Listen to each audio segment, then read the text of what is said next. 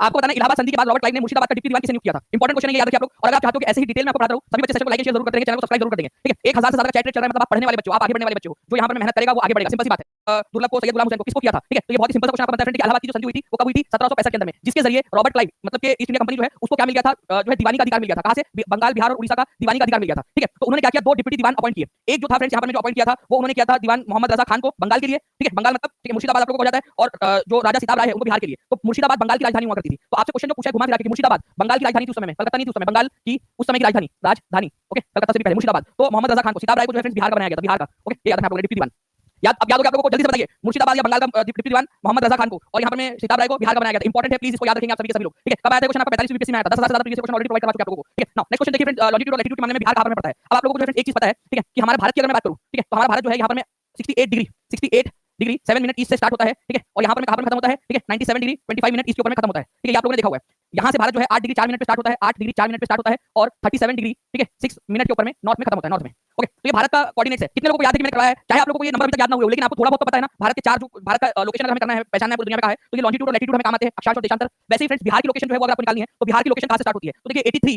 Degree 19 minute 50 second east से start होती है। अब ये सेकंड और मिनट जो है वो समय वाला नहीं है, ये आपका एंगुलर डिस्टेंस है, ठीक है। तो 83 19 मिनट 50 सेकंड से स्टार्ट होती है, ठीक है, और कहां तक जाती है? 88 डिग्री 17 मिनट 40 सेकंड तक। क्वेश्चन में क्या पूछा देख लेते हैं, अक्षांश और देशांतर दोनों पूछा, मतलब भाई खतरनाक वाला क्वेश्चन बन गया ये, ठीक है। तो अब आप लोग देखिए यहाँ पर मैं पहले अक्षांश पूछा, लैटिट्यूड पूछा आपसे, तो नीचे वाला पता करना पड़ेगा हमको। तो 24 डिग्री 20 मिनट 10 सेकंड नॉर्थ से स्टार्ट होता है, ठीक है, और कहां तक जाता है? 27 डिग्री 31 मिनट 15 सेकंड तक, ठीक है। तो आप देख लीजिए यहाँ पर मैं कहां पर मैं स्टार्ट कहां पर दिया हुआ है, थोड़ा सा कोशिश करिए, एटलीस्ट ऑप्शन को एलिमिनेट करने की कोशिश करेंगे आप सभी के सभी। 24 डिग्री 20 मिनट 10 सेकंड से स्टार्ट होता है नीचे में, 24 डिग्री 20 मिनट 10 सेकंड नॉर्थ से कहां तक जाता है? 27 डिग्री 31 मिनट 15 सेकंड तक, ठीक है। तो यहाँ मुझे दिख रहा है कि ओके, ऊपर में भी दिख रहा है, यहाँ पर में यहाँ तक सही है, ये वाले दोनों एलिमिनेट हो गए, ठीक है। अब देखते हैं यहाँ पर आगे में, अगर मैं बात करूं फ्रेंड्स आप लोगों का लैटिट्यूड की, ठीक है, 83 19 मिनट 50 सेकंड से स्टार्ट हो रहा है, और कहां तक जा रहा है? 88 डिग्री 17 मिनट 40 सेकंड तक। 83 डिग्री से स्टार्ट हो रहा है, 83 90 minute 50 second, 83 degree 90 minute 50 second, यहाँ 10 सेकंड 10 मिनट बोला है तो ये गलत हो गया, यहाँ ये वाला यहाँ तक सही है, 83 डिग्री 90 मिनट 50 सेकंड। खत्म कहां पर हो रहा है? इधर में, ठीक है, 88 डिग्री 17 मिनट 40 सेकंड के ऊपर में, ठीक है, 88 17 40, तो यहाँ पर नहीं आ पाया। मुझे पता है कि अभी ये क्वेश्चन जो है वो बहुत टफ लग रहा होगा, लेकिन कितने लोग हैं जो आज अपनी मेहनत से जो है अपने परिवार वालों को जो है बेहतर जीवन देना चाहते हैं?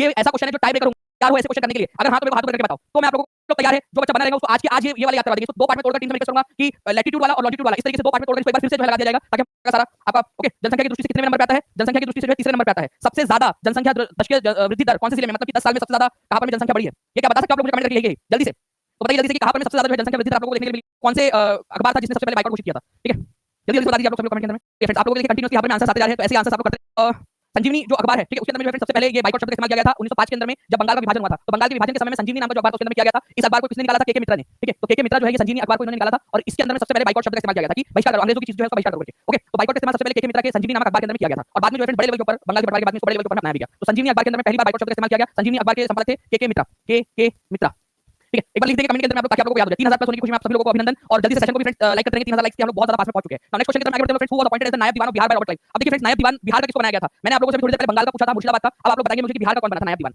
जल्दी से जल्दी जल्दी बता देंगे आप सभी।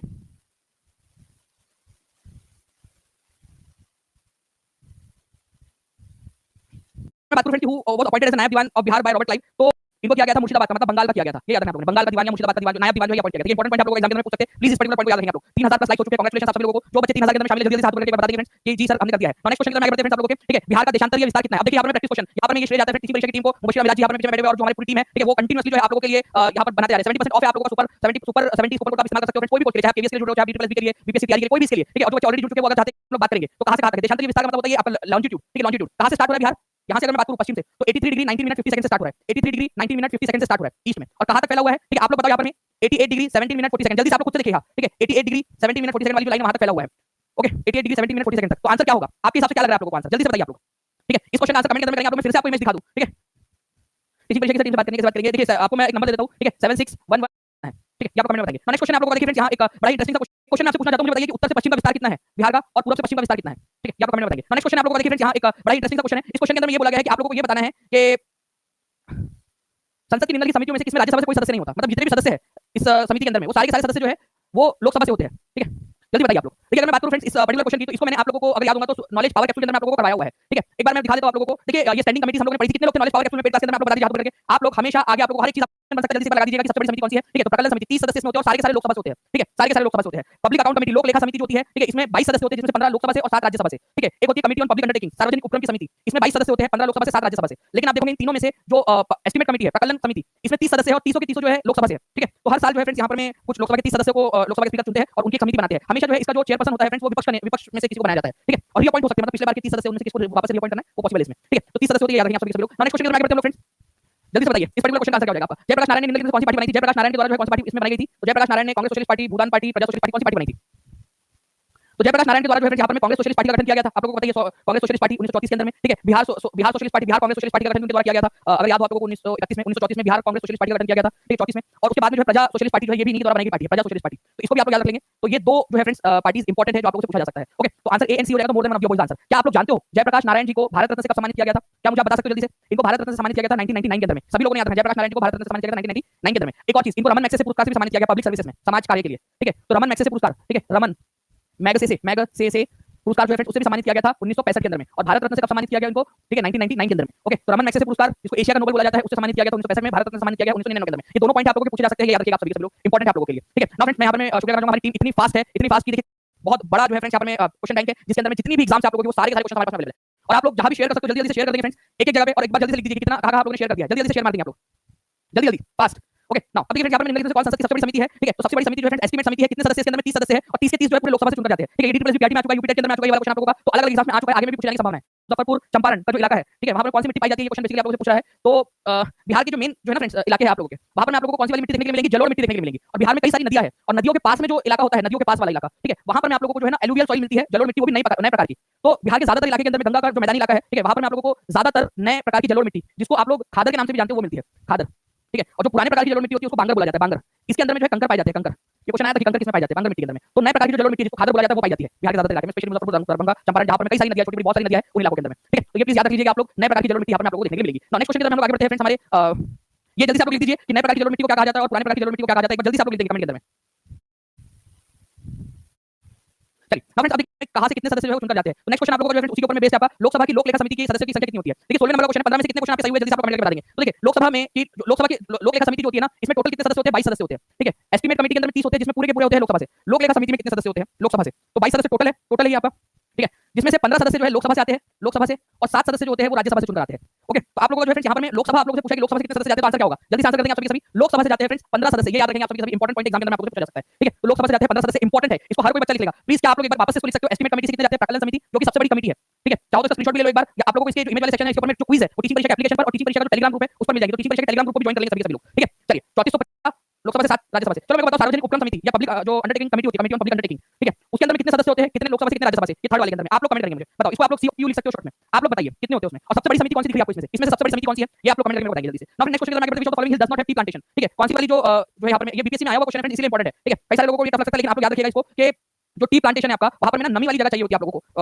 थोड़ा सा वेट क्लाइमेट चाहिए होता है। एक चीज अगर आपको पता होती तो आप इस क्वेश्चन का आंसर लगा देते आराम से। सिर्फ आपको एक चीज पता होनी चाहिए थी, नमी चाहिए। नमी का मतलब आपका वहां पर बारिश का मौसम हो, ठीक है, ये सारी चीजें। कन्नन देवन की जो है आपकी पहाड़ियां, ये केरला के अंदर में लोकेटेड है और आपको पता है कि केरल पश्चिमी घाट के पास में है, मोपला रिबेलियन यहीं पे स्टार्ट हुआ था, ठीक है। तो मैं आपको बताना चाहूंगा फ्रेंड्स कि कन्नन देवन जो पहाड़ियां है केरल के अंदर में वहां पर बारिश होती है, पश्चिमी घाट के पास में लोकेटेड है वो, ठीक है। ये यहाँ पर पश्चिमी घाट के पास में, तो वहां तो बहुत ज्यादा बारिश होती है, तो यहाँ पर जो है उगाई जा सकती है। अब देखिए नीलगिरी की पहाड़ियां, ठीक है, ये भी पश्चिमी घाट और पूर्वी घाट के मिलन पर लोकेटेड है, पश्चिमी घाट और पूर्वी घाट के मिलन पर, तो यहाँ भी अच्छी खासी बारिश होती है। ऊटी जो हिल स्टेशन है वो इसके पास में लोकेटेड है, ओके, तो यहाँ भी बारिश होती है अच्छी खासी। दार्जिलिंग में तो बारिश होती है, आपको पता है फ्रेंड्स, टी प्लांटेशन के लिए बहुत फेमस है। गिरनार की पहाड़ियां कहाँ है भाई? गिरनार की जो पहाड़ियां है ना वो गुजरात में लोकेटेड है, ठीक है, गुजरात में। और गुजरात जो है फ्रेंड्स आपको पता ही है कि गुजरात इतना ज्यादा बारिश वाला इलाका नहीं है, गुजरात वहां से राजस्थान रेगिस्तान ज्यादा पास में है, ठीक है। तो गुजरात इतना ज्यादा जो है बारिश वाला इलाका नहीं है, तो गिरनार की पहाड़ियां जो है वहां पर मैं आप लोगों को टी प्लांटेशन बताओ। कन्नन देवन जो है ये पहाड़ियां कौन से राज्य में पाई जाती है? फास्ट आंसर करेंगे आप लोग, ठीक है। नीलगिरी की पहाड़ियां कौन से दो घाट है जिनके संगम पर मिलती है? तमिलनाडु में मौजूद है, तमिलनाडु में, ठीक है, नीलगिरी की पहाड़ियां, ठीक है, पश्चिमी घाट और पूर्वी घाट के मिलन पर। इसकी सबसे ऊंची चोटी है डोरा बेटा। दार्जिलिंग की पहाड़ियां कौन से वाले राज्य में मिलती है आपको जल्दी से बता देंगे, दार्जिलिंग, ठीक है। चलिए नाउ गिरनार की पहाड़ियां गुजरात में, यहाँ पर इतनी ज्यादा बारिश नहीं होती, इस वजह से यहाँ पर आप लोगों को फ्रेंड्स गिरनार की पहाड़ियों के अंदर में आपको नहीं मिलेगा चाय के बागान वगैरह। तो नेक्स्ट क्वेश्चन जो है आपको बताना है निम्नलिखित में से किस जिले की जनसंख्या की दशकीय वृद्धि दर 25% से अधिक थी? मतलब भाई 1/4 से ज्यादा बढ़ गई जनसंख्या, ठीक है, बिहार के अंदर कौन कौन से जिले से? अब ये बड़ा इंटरेस्टिंग सा क्वेश्चन है, ओके, आप लोगों को बताना चाहूंगा फ्रेंड्स कि एक एक आपको ये एक हाई लेवल क्वेश्चन था, लेकिन आपको बोला गया कि 25% से ज्यादा होनी चाहिए। कौन सा जिला है जहां पर 25% से ज्यादा है? ठीक है, तो दरभंगा के अंदर में जो है फ्रेंड्स जो दशकीय वृद्धि दर है पिछली वाली वो करीब 19% की थी, 19%। ठीक है, 19%, तो ये आंसर नहीं हो सकता, 25% से ज्यादा वाला जिला चाहिए था आपको। ठीक है, सिवान के अंदर में 22.25 थी। ठीक है, सिवान में 22.25%। ठीक है, ये भी आंसर नहीं हो सकता आपका। नवादा की बात करेंगे 22.49%, नवादा में। ठीक है, 22.49%। ओके, तो कौन सा वाला है जिसमें अधिक है? तो ऊपर में से एक से अधिक नहीं, none of the above answer होगा आप लोगों का। ठीक है, एक लिस्ट आप लोगों को दे रहा हूं मैं यहाँ पर, आप लोग देखिए दशकीय वृद्धि दर जो है फ्रेंड्स वो जो है उसमें कौन सा जिले कितने नंबर पे है? मधेपुरा आप देख सकते हो फ्रेंड्स, अलग अलग सोर्सेस में आता है, लेकिन फिर भी 25% से ज्यादा है। ठीक है, उच्चतम मधेपुरा का था। ठीक है, दरभंगा का 19% है, 19% के पास में। मुजफ्फरपुर, ठीक है, गोपालगंज का, ठीक है, अपडेटेड जो रिवाइज डेटा है तो उसके अनुसार बता रहा हूं आप लोगों को, गोपालगंज का सबसे कम है। ठीक है, दरभंगा का 19% है, सिवान का आप देख सकते हो 22.25%। 25% से ज्यादा वाले कौन से? आप बताओ, आप कौन से जिले में रहते हो, या आपका कोई रिश्तेदार अगर रहता है तो कौन से जिले में रहता है? ठीक है, अगर पश्चिमी चंपारण से हो तो बता देंगे 28.89%, पूर्वी चंपारण में 29.01%, अपना लिखते जाइए आप। शिवहर सबसे छोटा जिला, ठीक है, 27.32%, मधुबनी 25.19%। ठीक है, तो कुछ जिले ऐसे हैं जिनका 25% से कम रहा और कुछ जिले ऐसे हैं जिनका 25% से ज्यादा रहा दशकीय वृद्धि दर, मतलब कि 10 साल में उनकी जनसंख्या इतना प्रतिशत बढ़ गई। ठीक है, चलो आगे बढ़ते हैं फ्रेंड्स। अगर मैं बात करूं कि 2001 से 2004 के बीच में, 2001 से 2011 के बीच में जो जनसंख्या वृद्धि दर थी बिहार की वो 25.04 से 07 के बीच में थी, और 2001 से 1991 से 2001 के बीच में जो दशकीय वृद्धि दर थी वो 28.33% थी। मतलब जनसंख्या वृद्धि दर में गिरावट आई है बिहार के। ठीक है, 3.45% की। चलिए, ये पूरा का पूरा आप लोगों के लिए बड़ा करके और लगा दिया गया, आप अपने जिले का लिख सकते हो फ्रेंड, देखकर क्या आप कहां से आ रहे हो। ठीक है, कौन सी नदी बिहार के मैदानी की उत्तरी सीमा बनाती है और कटिहार के कुर्सेला में गंगा से मिलकर राज्य के उत्तरी भाग में जल में मदद करती है? बताइए जल्दी से बताइए कि रिवर जो है आपकी कौन सी वाली रिवर है जो कटिहार के कुर्सेला में गंगा से मिलती है? ये क्वेश्चन आप लोगों का क्लियर हो गया। बस ये क्वेश्चन है कि कटिहार के कुर्सेला में मिलती है कौन सी नदी है जो कटिहार के कुर्सेला में मिलती है? इसको सौरो ऑफ बिहार भी बोला जाता है, बिहार का जो है शाप। ठीक है, बताइए जल्दी जल्दी से जाकर मिलती है। ठीक है, चलिए 20 नंबर के क्वेश्चन की तरफ आते हैं। किस लेखक ने तारीख शेरशाही लिखी है?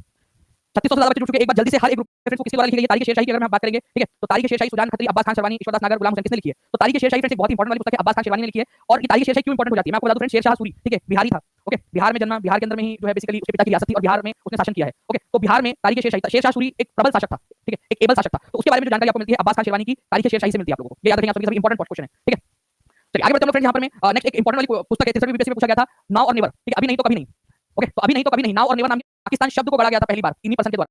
जल्दी बताइए, पाकिस्तान का नाम इसमें गढ़ा गया था, पाकिस्तान शब्द गढ़ा गया था इसमें। तो हमेशा के लिए खत्म हो जाना चाहिए, पूरा नाम था उसका, now or never, are we live, are we to live or perish. ठीक है, ये इसका था बेसिकली। तो आंसर जो है फ्रेंड्स आप लोगों को ऑप्शन में सी हो जाएगा, चौधरी रहमत अली। ठीक है, इन्होंने ही पाकिस्तान शब्द का जो है नारा वो गढ़ा था। ओके, प्राचीन भारतीय धातुकर्म का आश्चर्य लौह स्तंभ स्थित कहां पर में है? आयरन पिलर कहां पर में लोकेटेड है? आयरन पिलर, आयरन पिलर इसके ऊपर में जो है आपको बता दूं, वंश वाले जो शासक थे जिनको चंद्रगुप्त दो भी बोलते हैं, इनका नाम आपको मिलेगा। ये आयरन का जो पिलर है ये दिल्ली में मिलेगा आपको, मेहरौली के पास में, मेहरौली, मेहरौली। ठीक है, जो कुतुब मीनार उसके पास में, लाल किला, ये आपका जो बेसिकली आश्चर्य जो लौह स्तंभ है, ठीक है, एक लोहे का स्तंभ है। ठीक है, उसमें अभी तक जंग नहीं लगा। क्यों? क्योंकि उसमें फास्फोरस मिलाया गया था। मतलब लोगों को ये पता था, उनको मेटलर्जी के बारे में पता था कि भाई अगर उसमें फास्फोरस मिला दिया जाए तो उसमें जंग नहीं लगेगा। तो आप सोचिए कि कितना दिमाग था उनके पास। करीब 1500 साल हो चुके हैं, 7.2 मीटर हाइट का ये, 3 टन से ज्यादा वजनी है। ठीक है, लेकिन अभी तक इसमें जंग नहीं लगा। जंग क्यों नहीं लगा? उनको पता था कि फास्फोरस मिला दो उसमें, तो फास्फोरस उसमें मिला हुआ है। तो हमारे भारत के लोगों को ज्ञान कितना था आप लोग खुद से सोचिए। ठीक है, तो 20 का आंसर आयरन पिलर जो है मेहरौली दिल्ली के अंदर लोकेटेड है, कुतुब मीनार के पास में। ठीक है, और 7.2 मीटर की हाइट है, 3 टन से ज्यादा ये वजनी है, और अभी तक इसके अंदर में जंग नहीं लगा है। क्यों? हमारे भारत के लोगों को धातु कर्म या मेटलर्जी के बारे में पता था कि लोहे में अगर फास्फोरस मिला दिया जाए तो उसमें जंग नहीं लगता लंबे समय तक। ये जो आयरन पिलर है, लौह स्तंभ है, अगर आप कभी दिल्ली जाओगे कुतुब मीनार के पास में तो आपको देखने के लिए मिलेगा। उसके ऊपर में फ्रेंड्स चंद्रगुप्त विक्रमादित्य का नाम लिखा हुआ है, गुप्ता वंश के। ठीक है, जो 1500 साल पहले के करीब शासक थे गुप्ता वंश, उनका नाम लिखा हुआ है इसमें। ओके, चलिए इसी पिलर के ऊपर में चंद्रगुप्त जो है ना, यहाँ पर में उनको एक और नाम से भी संबोधित किया गया है, धावा। तो हम लोगों को एक चीज पता चलती है कि चंद्रगुप्त दो जो है उनका एक और नाम था, वो था धावा। यहाँ से पता चलता है धावा।